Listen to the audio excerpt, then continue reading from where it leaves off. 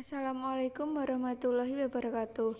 Kali ini saya Dewi Ardila Stalisa NIM 2003511000009 dan rekan saya yang bernama Agdiana Vetra Elaili NIM 2003511000047 akan membahas mengenai ekosistem perairan darat. Ekosistem perairan darat meliputi danau, sungai, waduk atau bendungan. Ekosistem danau. Ekosistem danau merupakan ekosistem yang mencangkup wilayahnya berupa danau dan sekitarnya.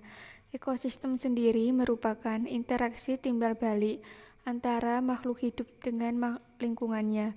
Sedangkan danau merupakan jaruk atau sekungan yang terdapat pada permukaan bumi dan terisi oleh air.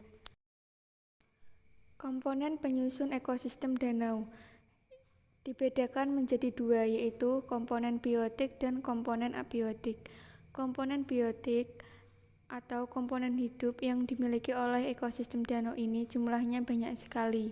Di antaranya adalah ikan, udang, alga, ganggang, eceng gondok, fitoplankton, dan zooplankton, serta binatang air tawar dan tumbuhan air tawar lainnya.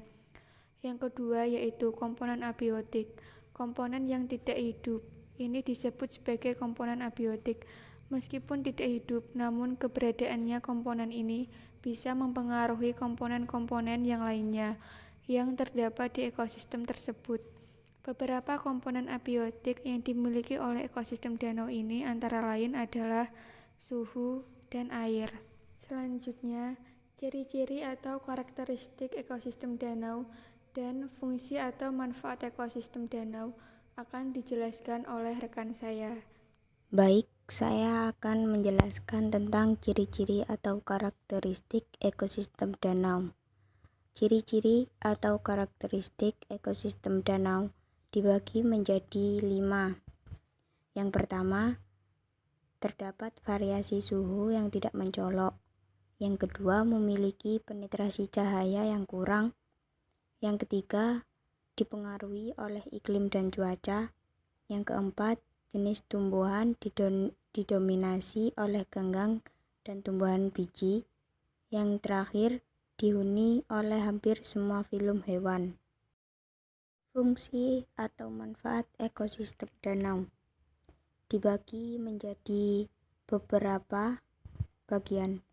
Yang pertama, merupakan sumber plasma nutfah yang berpotensi sebagai penyumbang berbagai bahan genetik.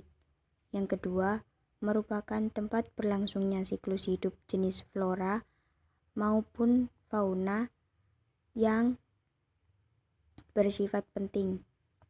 Yang ketiga, merupakan sumber air bersih yang serbaguna yang dapat dimanfaatkan oleh masyarakat yang berada di lingkungan sekitarnya.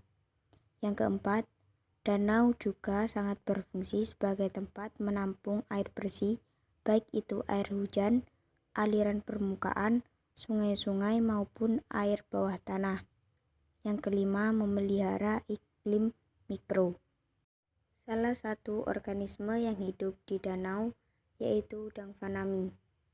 Klasifikasi pada udang fanami yaitu Kingdom Animalia, kelas Malacrostacea, ordo Decapoda, familia Panaidae, genus Letopenaus, spesies Letopenaus fanami boni.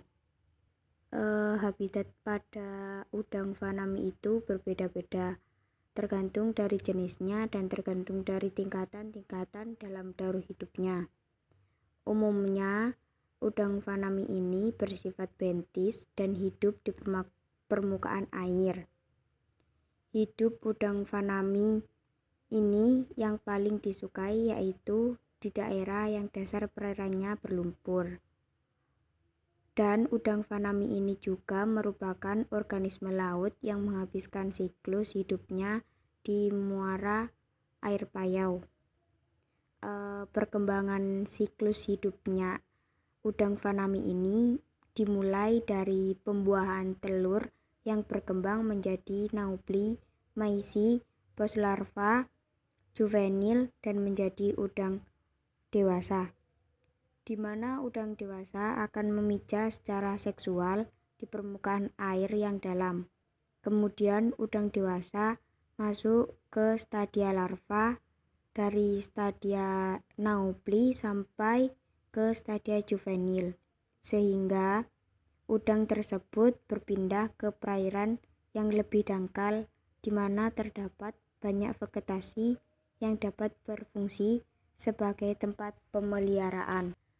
Adapun sifat yang dimiliki udang fanami yaitu dibagi menjadi 3, yaitu yang pertama nokturnal. Secara alami udang merupakan hewan nokturnal, di mana udang yang aktif pada malam hari untuk mencari makan, sedangkan pada siang hari sebagian dari mereka bersembunyi di dalam substrat atau lumpur. Yang kedua, kanibalisme. Udang fanami suka menyerang sesamanya, di mana udang sehat akan memangsa udang yang lemah, terutama pada saat udang sakit. Sifat ini akan muncul terutama bila udang tersebut dalam keadaan kekurangan pakan. Yang ketiga, omnivora.